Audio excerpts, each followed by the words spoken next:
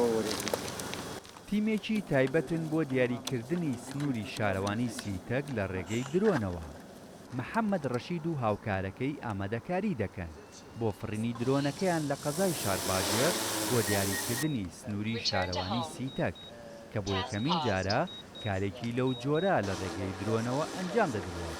درۆنێکی دیجیایە کامێرەکەی کامێرە شێری لە بەسراوە کە 5 لێنزی لەسرە تایبەتە بە بواری مەسەح.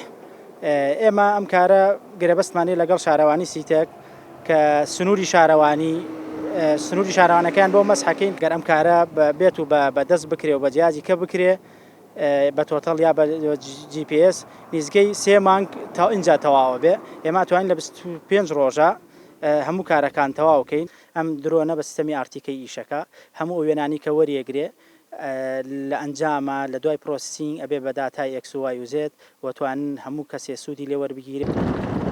سەرۆکی شارەوانی سیتەک دەڵێت لە ڕێگەی درۆنەوە سنووری پێشنیارکراو بۆ نەخشەی شارەوانی سیتەک دیاری دەکرێت و بۆ تەواوبوونی کارەکەش 25 ڕۆژ دیاری کراوە. شارەوانی سیتەک پێویستی بە نەخشەیە. قۆناغی یەکەمی نەخشەکەمان تاواکرێت کە بریتە لە نەخشەی کردی ناوگوندی سیتەک. ئەوەمان تاواکرۆ بە سەرکەوتوی پەسەند کراوە لەلایەن بەڕێوەبەری گشتی شارەوانەکان و بەڕێوەبەری نەخشەدانانی ئاودانی. سەبارەت بە قۆناغی دووەم، قۆناغی دووەم فراوانە. سنووری پێشنیارکراوە بۆ نەخشەی بنەڕەتی شارەوانی سیتەک کە بریتە لە نزیکەی 2400 دۆنە.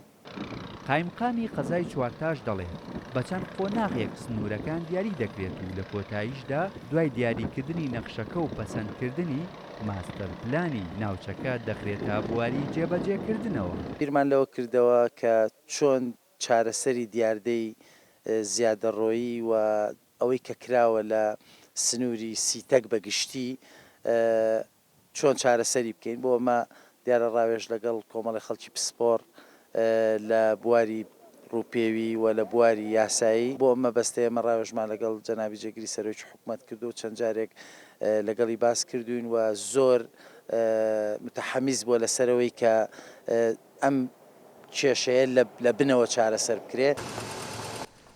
بڕیارە دوای کۆتایی هاتنی دیاریکردنی سنووری شارەوانی سیتەک لە قەزای شارباژێر نەخشەکە بخرێتە ئۆتۆکاتەوە و بەرپرسانی سنوورەکەش بە هەنگاوێکی گرنگی دەزانن بۆ ناوچەکە و ئەو کەسانەی لەو شوێنانە خانوو یاخود باخ و هەر پرۆژێکی دیکەیان هەیە بۆەوەی بتوانن لە ڕێگەی ئەو نەخشەیەوە سنووری زەویەکانیان دیاری بکەن و تەجاوز نەکەنە سەر مڵکی گشتی. ئێم کەمال، کورسات نیوز، قەزای شارباژێر.